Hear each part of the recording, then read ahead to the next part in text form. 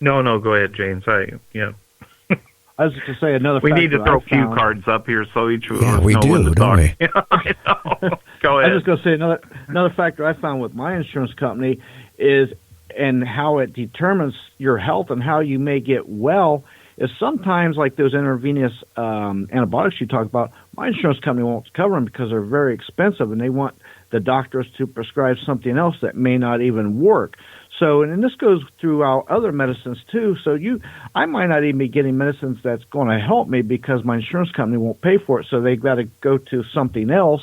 Therefore, I could be in jeopardy of not healing properly because I'm dictated by my insurance company and what they will and will not pay. You want to hear something better yet? I got a phone call yesterday, and I told them to go ahead and call me back today. You know what my insurance company, I'm not going to mention, but it's one of the big ones out there, right? You know, because I'm getting older and I had to go to the doctor quite a few times last year because of, problems, okay? Well, they had a solution for it. They called me up and said, well, you know what? We're going to refer you to this company. And what it is, they got doctors, online and or on the phone. So if you have a medical condition, you don't have to go to your doctor. You just call this number and you can talk to a doctor on the phone or on your computer. They'll prescribe, whatever medicine you need, and then we will mail it overnight to you. Now, the first thing I figured in my head, okay, I know what my doctor charges. Every time I go to my doctor, I see the bill, what they bill the insurance company. It's almost like $300 to go see the GP for 5 minutes. Okay, and then what they're figuring is, oh, gee, he's been in there about 10 times during a year. It's cheaper for us to have him go through one of these services, which, it's all about money, isn't it? Yep. Oh, absolutely. Yep. How is a doctor over the phone, going to help me with the right type of medication? I'm not a doctor, so am I going to be able to describe what's going on good enough with that? I run a doctor to check me over. That's the whole thing. They're not going to be able to do that on the phone or online. Well, here's another thing. Who's to say that the guy on the other end is a real qualified doctor? Because whoever's paying for that service, they're going to pay as little as they can. So think about what high-educated doctor is going to want to sit around and take a little money to just talk to people on the phone. Who knows who's on that other end of that line? Well, you know think what? About that. I went to, I couldn't say urgent care, but that's the name of a chain. I went back, this is back 15 years ago. I went into one of these emergency places, where you can just go in and then wait and they'll see a doctor see you, right? Okay, I go see the doctor. The doctor's like 90 years old. And I go in there and he doesn't even know. I swear to God, he probably doesn't even know what day it is. And it scared me. And then I had a friend that actually, at one point in my life, who ran one of those type of companies. He had like 12 of these urgent care type places. And I got to know him real well. And you know what he told me is? One time we were out, and at a bar and we were drinking. He goes, he prided himself. He went and, the people, the doctors that have a hard time and don't have the money to open up their own practice. The doctors maybe are not the very best doctors. It's like mechanics. You have good mechanics, you got bad mechanics. He was saying, hey, I get these guys for like $60,000 a year. And it scared me because the first thing I started thinking, okay, you're getting doctors that probably couldn't work in a hospital or, even do their own, practice because they're not quite qualified. They might be licensed, but they're not the best of, like a mechanic. Do you want a guy that sits there and Mickey Mouse's something working on your car versus somebody who's been well trained and knows how to work on it? That's how bad our medical profession is. Yeah, and I can give you another example of that. One of my relatives, they used to go to a VA hospital, and what we found out is I did a lot of research. These VA hospitals, they don't pay their doctors like other organizations. They pay minimum. So what they do is a lot of the doctors, they are doctors from lower schools with lower grades. So right there is telling you the quality of your care on a whole, it's not going to be what it is with a bigger chain or bigger hospital, because they're cutting costs, and that's scary. You get what you pay for. Now, let's change the subject real quick because we only got a few minutes. The bull in Oregon, okay, that was mutilated. I was talking about earlier, Sam, that, they figured now that a lot of these cattle mutilations aren't where they're being taken up aboard a spaceship and then laid down and euthanized, that a lot of them, they're figuring now all this stuff is happening while the cattle is standing up. Like the last one in Oregon here last week, they have now come out and said that they figured the eyes were removed, the udder was removed, all this stuff was removed while that poor animal was still standing and living while it was being done to it. And the reason why they figured that out, because when you remove a human eyes or even cattle eyes, right, you got liquid behind your eyes from your brain. Okay, they figured if the cattle or that bull was on its side and was it dead, the fluid would run off the side of the head. Instead, it ran all the way, to the nostril, which then says that the scientists that did the report on it said that only could happen if that bull was standing while it had its eyes removed. Standing upright. Standing upright. Actually on its legs. Yeah, up on its legs, living. Now, that's, again, with all these mutilations and people being abducted and human mutilations, it's telling me that whoever is doing this doesn't have any compassion, regardless if it's a human or a cow or a bull or an elk or whatever. It's being mutilated, its glands removed, its testicles removed, the heart removed. It's all done while it's living, not in. And again, every drop of blood has been pumped out of it, not where it, has been cut where it drained. It's been pumped out. Now, like I was telling, was this just?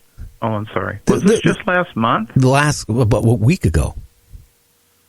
All right. Sometime before that, also a couple in Oregon that I know, friends of mine, had had cattle in the back, and the same thing happened to them. I actually seen the pictures on their cell phone of what they showed me. What was that like?